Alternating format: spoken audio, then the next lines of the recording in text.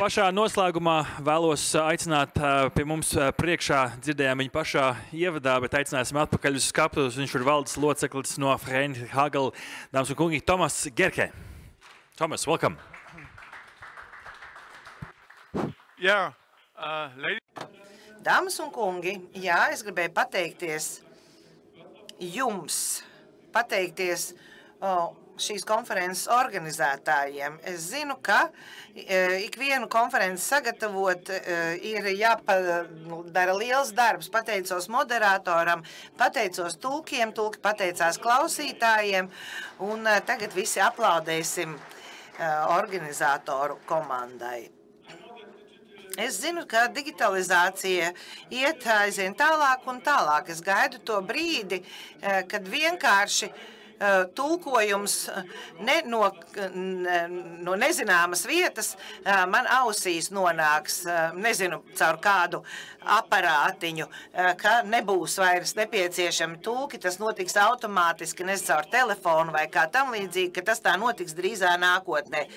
Nu, paldies jums visiem, paldies mums. Mēs esam 200 gadus vecs uzņēmums, skatāmies uz izaicinājumiem, nevis uz problēmām, kopā ar jums, nākotnes lauksaimniekiem. Un ir vienīgs izaicinājums, tikai jāatrod labākie risinājumi, proti attiecībā uz klimata riskiem, ar kuriem saskaramies. Pateicos Danielam Ziheram par jūsu kopsavilkumu, proti par to, ka ir tikai viens veids, kā apdrošināties, bet ar vietējiem precīziem datiem, arī to, ko mēs jau 200 gadus darām, kā mūsu uzņēmums, es domāju, ka mēs nāksim klajā ar labākiem risinājumiem apdrošināšanai arī pret tādām ligām kā sausumi, ar ko saskarsimies aizvien vairāk visā Eiropā. Jo ir svarīgi, ka Vācijā mēs jau strādājam kopā ar Nacionālo meteodienestu, apmainamies ar informāciju, ar datiem, arī dažādi pētījumi notiek, un mēs esam vienīgie, apdrošinātāji, kuriem šādas programmas un pētījumi ir. Ja vēlaties apdrošināties vietējā līmenī, jums viss ir jāmēra un jāizvērtē vietējā līmenī, tātad savos laukos.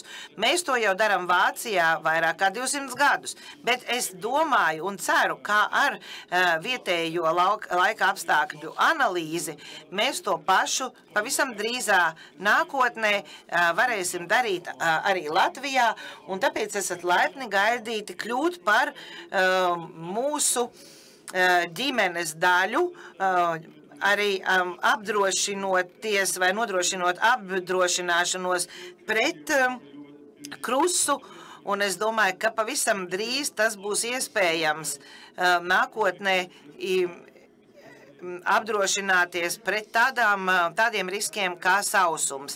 Bet, protams, valdībai ir jānāk kā līdz garantiju sniedzēja, līdz apdrošinātam, atbalstot gan tieši jūs ar maksājumiem daļēju apdrošināšanas prēmiju sekšanai vai arī citādu līdzfinansējumu.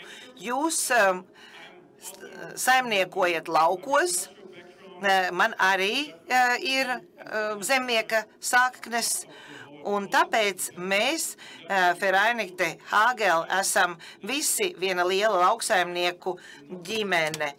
Un 7.